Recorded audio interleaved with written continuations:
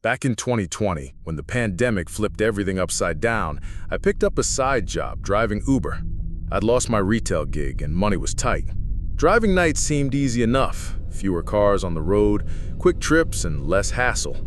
But late night rides bring out a different kind of passenger. Some drunk, some weird, most harmless. At least, that's what I thought. It was a Friday in October, just after midnight. I had dropped off a rider at a motel on the far edge of town when my app lit up with another request. Pickup, 6 minutes away. The name was Derek. The pin dropped right in front of a closed-down bowling alley in an old strip mall. The place was mostly dark, just a few weak parking lot lights flickering. When I pulled in, I saw him. A tall guy, maybe 6'2", standing under a lamp. He wore a gray hoodie with the hood pulled low, hands shoved into his pockets. His head hung down like he was studying the ground. He didn't move when I rolled up, just lifted his head slowly and stared. I cracked my window and asked, "Derek?" No wave, no smile, just a small nod before he slid into the back seat. His destination popped up as a residential street 20 minutes away, one I'd never been to. I asked if it was correct. He said, "Yeah, that's right," in this completely flat voice. Not drunk, not high, just empty. I pulled out and started driving. For the first few minutes, he didn't say a word. I checked the mirror now and then. Every time I did, his eyes were locked on me. Not on his phone, not out the window, just drilling into the back of my head. I tried breaking the silence. "How's your night going?" Long pause, then he muttered, "Just gotta get out of there." "How to where?" I asked. "Doesn't matter." His voice was low but firm. The rest of the ride was silent. 15 minutes in, the roads grew darker. Houses farther apart, lots with overgrown lawns, no streetlights, thick trees swallowing the sidewalks. Finally, he leaned forward and said, "Pull into that driveway." It was an old, rotting house. No lights, paint peeling, grass waist high. It looked abandoned. I asked, "You live here?" "Just pull in." I hesitated, but did as he said. I stopped near the front porch. He didn't move, didn't even unbuckle, just stared at the house and said, "Wait here." Then he got out. But he didn't go to the front door. He slipped around the side of the house and vanished into the shadows. I sat there with my heart pounding, every instinct screaming at me to leave. 2 minutes passed, my app still showed the trip as active. I finally ended it myself, marked complete, and shifted into reverse. That's when I saw him. He came back around the house, this time moving faster, eyes wide, face twisted in something between a grin and a scowl. My stomach dropped. He yanked the rear door open and climbed back in. "Take me somewhere else." "Where?" I asked, trying to keep my voice steady. "Just drive. I'll tell you." I told him he'd need to update the app with the new address. He didn't answer, just sat there, breathing heavier now, eyes burning into me through the mirror. Finally, he said, "Take me back where you found me." I didn't argue. I just drove. The ride back felt longer. The car was dead silent except for his breathing. Every hair on my neck stood up. At one point, I tried to break the tension. "Rough night?" I asked. He leaned forward slightly. "Not yet." I didn't say another word. We pulled into the empty strip mall lot, under the same weak light. I put the car in park, ready to say something, just to end this. But he leaned forward again, his voice low. "You ever wonder how you're gonna die?" I froze. Tried to laugh it off, but it came out shaky. "Not really." He leaned back. "I think about it, all the time." Then without another word, he opened the door and stepped out. He didn't shut it right away. He stood there, half in, half out, staring at me. Then he said, "You picked the wrong guy up tonight." He slammed the door and walked off into the shadows behind the bowling alley. When I finally got home, I checked the trip details. The name Derek was gone.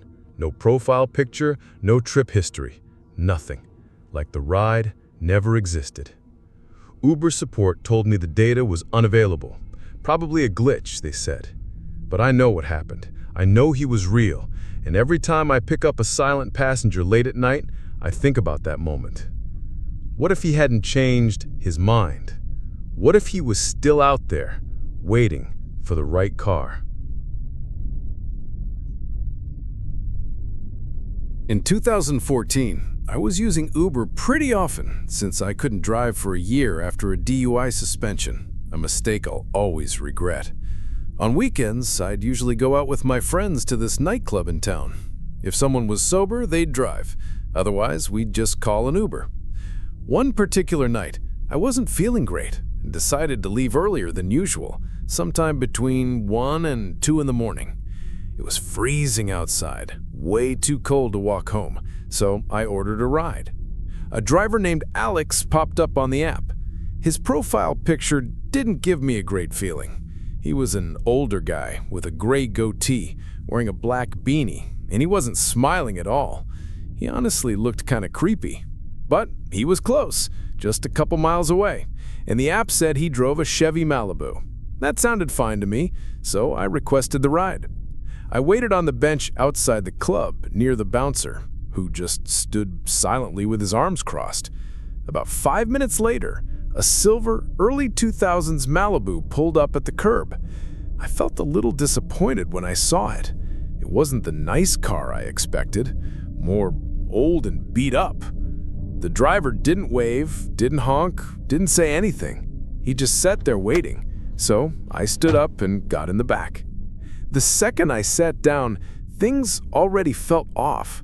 He didn't say hi, didn't glance back, didn't even acknowledge me properly. In a quiet, flat tone, the only thing he asked was, "Where are you going?" I told him my address, and we started driving. Right away, I noticed he wasn't going in the right direction. I mentioned it, and he turned at the next street, but instead of taking us back toward main roads, he led us deeper into quieter residential areas. What stood out was that he never typed my address into his phone. He didn't seem to have GPS running at all. I wasn't sure if he expected me to direct him, but it felt strange. So I opened directions on my own phone and gave him turns to follow. But then, when the GPS told us to turn left down a side street, he completely passed it. I motioned with my hand, confused, and he just said, "I just need to make a quick stop. Don't worry, I'll give you a discount." Even drunk, I knew something wasn't right. That's when I noticed the gun. The handle of a black handgun was sticking out from his glove compartment. My heart started pounding. At the next red light, I quietly tried the door handle. It didn't budge. He had the child lock on. We were now way out of the way. 2 towns over, isolated roads, no one else around.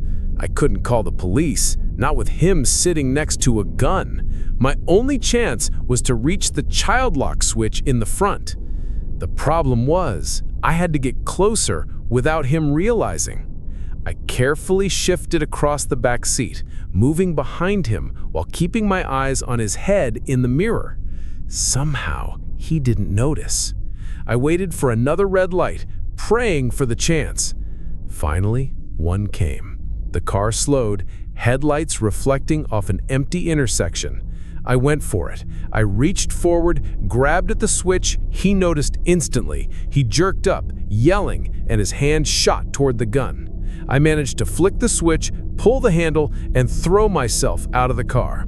I sprinted straight to a Cadillac SUV stopped at the light, banging on the windows and shouting for help, but the driver just sped away. I spun back around. The Malibu was already gone. I ran into a nearby 24-hour grocery store and called a taxi from inside. The second I stepped under those fluorescent lights, the drunk feeling was gone. I was fully sober, heart still racing. I reported Alex to Uber the next day. They said they'd escalated. About a week later, a police officer came to my door and asked me a few questions, and that was the end of it. I never heard anything else. But one thing's for sure, I never got into another Uber again.